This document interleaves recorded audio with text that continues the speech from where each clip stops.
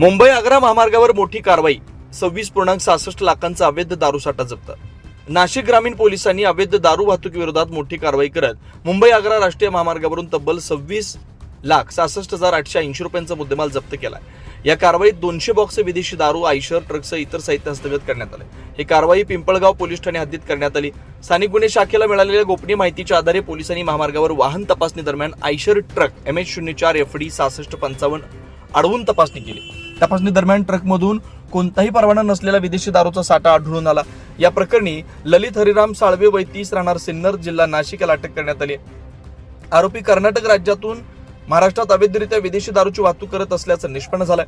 पोलिसांनी दारूसाठ्यासह truck, mobile phone व इतर साहित्य असा एकूण 26,66,880 रुपयांचा मुद्देमाल जप्त केलाय. आरोपी विरुद्ध महाराष्ट्र दारूबंदी कायदा व भारतीय दंड संहितेच्या संबंधित कलमान्वये पिंपळगाव पोलीस ठाण्यात गुन्हा दाखल करण्यात आला. पुढील तपास सुरू आहे. सदर कारवाई नाशिक ग्रामीण पोलीस अधीक्षक श्री बाळासाहेब पाटील, अप्पर पोलीस अधीक्षक श्री आदित्य मिरखेलकर यांच्या मार्गदर्शनाखाली स्थानिक गुन्हे शाखेच्या पथकाने यशस्वीपणे केले.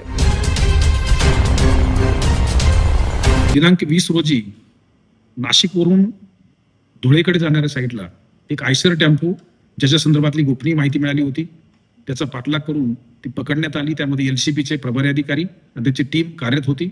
त्याच्यामध्ये व्हेरिफिकेशन केल्यानंतर त्यामध्ये दीव दमन या ठिकाणून अवैध मद्यसाठा हा त्याच्यामध्ये आढळून आला.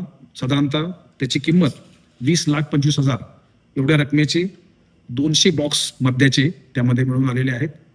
हे वाहन दमनवरून कोणत्या ठिकाणी चाललेलं होतं, या संदर्भात वाहनाचा माल घेणारा आणि पाठवणारे कोण व्यक्ती आहेत या संदर्भातला तपास हा पिंपळगाव पोलीस स्टेशनचे प्रभारी अधिकारी करत आहेत. प्रतिनिधी महेंद्र लोढा, वणी.